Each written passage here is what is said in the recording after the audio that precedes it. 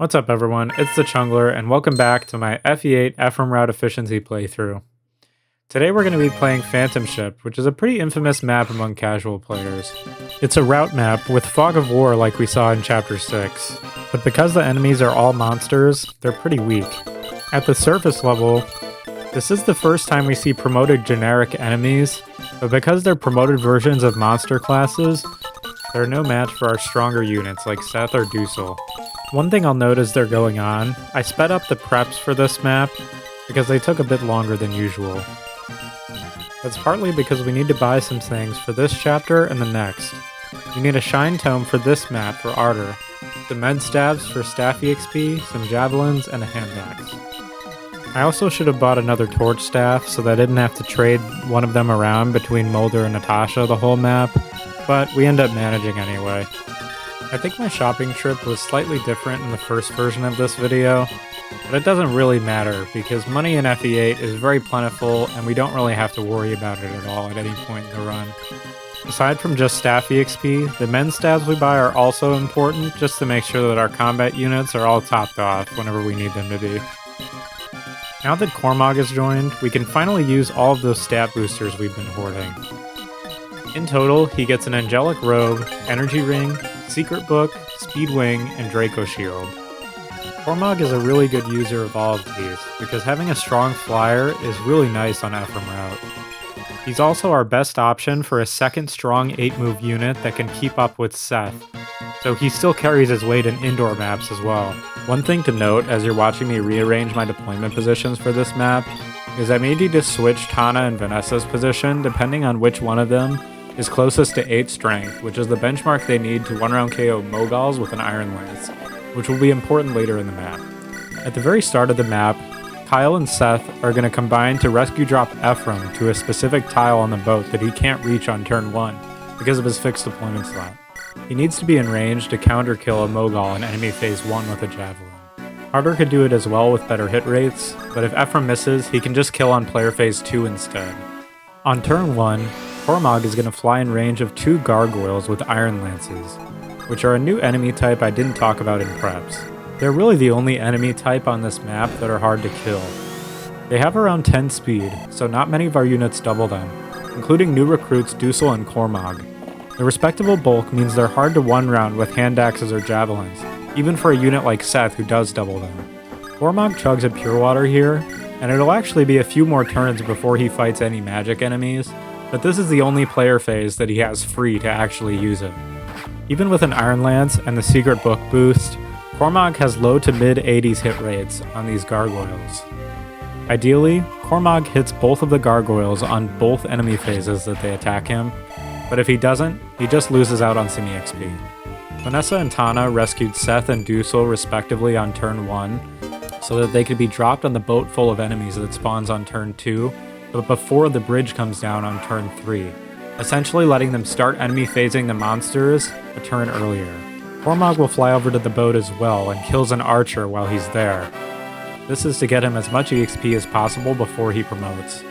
Killing all the enemies that spawn on this boat might seem simple because we have some super strong units to do it with, and for the most part that's true.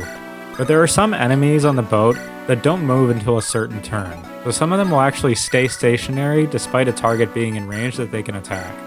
Once Vanessa and Tana canto away after dropping their respective payloads, they're in range of a gargoyle that can't be targeted by a non-flyer. We just have to let Tana take a hit, and then kill him on the next player phase with Joshua, who's actually pretty good at dealing with them due to his newfound Lance Reaver and his very good speed base. Right now, our staffers are pretty safe on the first boat here, but eventually some enemies are going to spawn that will put them in danger, so we will have to think about moving them out of here soon.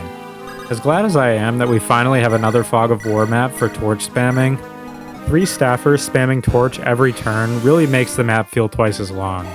Thank God Natasha hits C rank staves here, so we don't have to care about her staff rank for the rest of the run. I could have tried to really push my luck and get her to B rank for a map way later in the game, but it would have been so much more annoying than what I ended up doing, so I don't really regret it. As an aside, this enemy phase is fucking brutal. Not because anyone has any chance to die, but the exact opposite. None of our units are in any danger, but this enemy phase goes on for over a minute and a half. I honestly wish I would have recorded Cormag missing one of the gargoyles on turn 1, because that would have meant he'd get an extra level up on this enemy phase, making it go even longer. I kinda wanted to see how long I could actually get this to go. I think with an extra Cormag and Seth level up potentially in there, we would have easily gotten close to the 2-minute mark, which I think is pretty impressive. Also a reminder that this isn't actually the recording I went forward with because it got screwed up, so these level ups on Cormag don't even matter enough for me to talk about. I guess they do matter a little bit for the isolated reliability of this singular map. We'd like Cormag to get as much strength as possible, because the more strength he gets, the closer he gets to being able to one-shot Moguls with a javelin, meaning he only needs to hit 1 instead of 2 on the following enemy phase. Below Cormag, you might have noticed a gargoyle at the bottom part of the map. This gargoyle is stationary and doesn't move until turn 5, so he won't go after Cormag yet. On turn 3, the bridges finally go down, and some stationary enemies spawn in the western corners of the map near our starting position. But these enemies are Moguls, so they're pretty easy for anyone to kill. These are some of the enemies that Tana or Vanessa need 8 strength to be able to 1-round KO reliably. In the worst case scenario where neither of them hit the benchmark, Vanessa would have to use a killer lance instead. Another benefit of Torch that I haven't talked about yet is it gives a lot of traditional EXP along with staff EXP, and Mulder needs a good amount of it to promote. Cormag is finally going to go after that gargoyle, but he's going to have to attack him with the javelin because otherwise he won't have enough movement to attack the Moguls next turn. If Cormag doesn't kill him here, he can be finished off later in the map when he starts moving. We could have promoted Cormag here to help quite a bit with reliability in this map. He'd get 4 extra hit, and he'd be even closer to that benchmark to one-shot Moguls.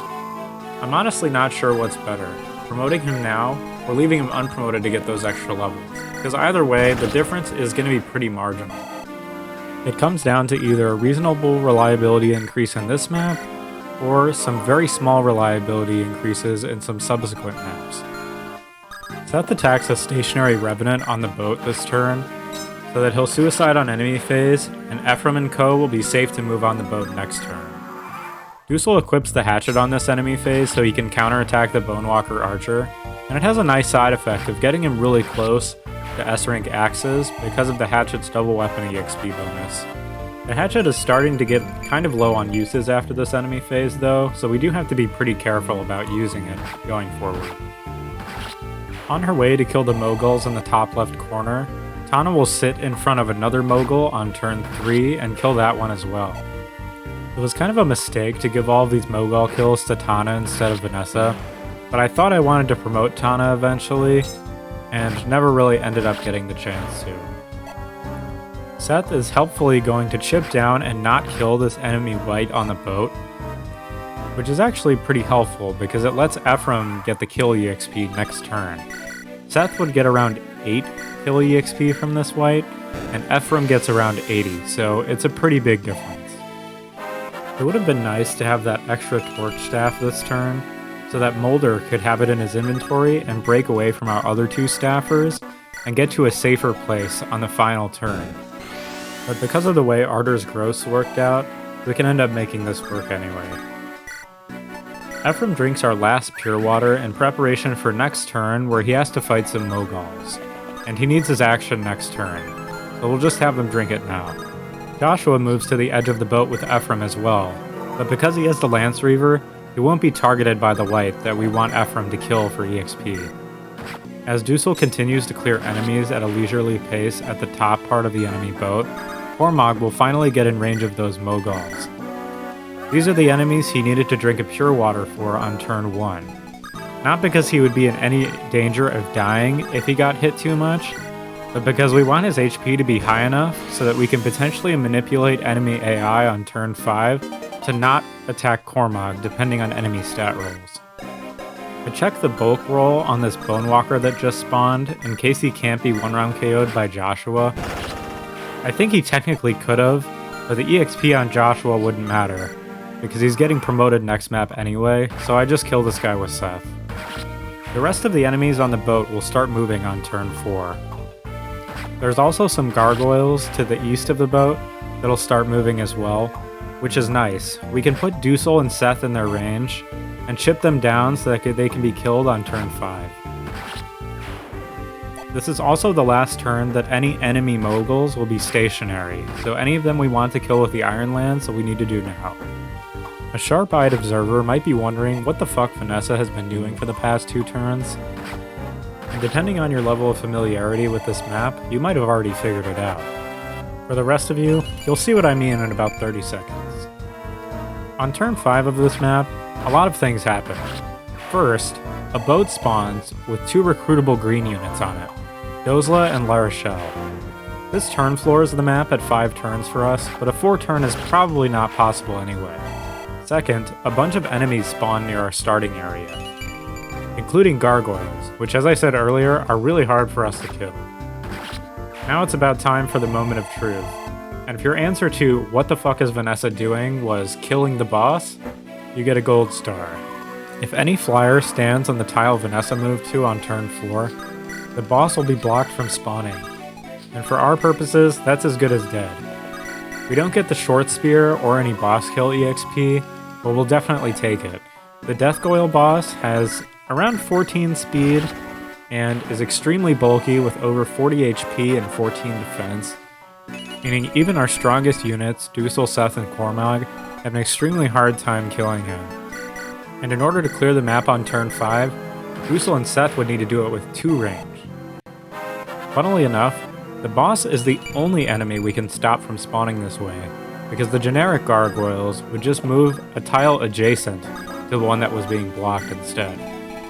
Along with the gargoyles, there's some moguls that spawn as well, but they're obviously a lot easier to deal with. Seth is going to go all the way to the right side of the map to deal with some moguls in the bottom right corner, and Ephraim is going to deal with some moguls that spawn in the bottom middle. The generic gargoyles are still a pretty big problem for us. 2 of them spawn with iron lances, so they're hard for Cormag to double. 1 spawns with a javelin, so he can attack at 2 range, preventing him from suiciding on our 1 range attackers. And 1 spawns with a steel edge, which we're actually pretty grateful for, because that means he's way easier to double and attacks at 1 range. Cormag kills the one with the javelin on player phase that he can double, and Artur gets in range of the 2 Iron Lance gargoyles in case Cormag can't double them. This is dependent on Cormag's level ups and his stat rolls. Artur needs around 11 attack to guaranteed one-shot these gargoyles with a Shine Tome, which he has around a 90% chance of doing. In this clear, Cormag ends up getting a bit of extra EXP compared to mine, because he's able to kill one of the gargoyles here, whereas in my other clear, Artur killed 2 of them instead, because Cormag didn't have enough speed to double. Since we need to kill so many enemies on the last turn, the reliability of this clear isn't perfect. We need to hit around 10 hits at around 85% displayed hit, or around 95% true hit, which overall takes the chance of success for this clear to around 60%. The nice thing though, is that even if the 5 turn fails, there's no chance of death, so we can easily transition to a 6 turn instead. For this specific recording though, my chance of success was a little bit better because Cormag one-shot moguls, and I killed one of the gargoyles with Artur instead of Cormag. Overall, this map was great for our long-term EXP benchmarks. Our staffers got up to 25 weapon EXP, and Cormag got essentially 3 levels with a bunch of weapon EXP in there, which is great. Dozla is able to finish the map on ally phase, and that is chapter 11 completed in 5 turns. See you next time.